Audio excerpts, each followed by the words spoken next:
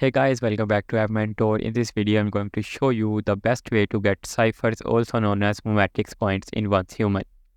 In simple words, XP is key.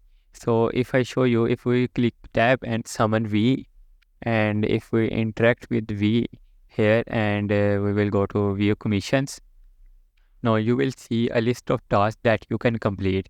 These tasks are very simple, like make 20 servings of any food. Now, these are weekly based tasks.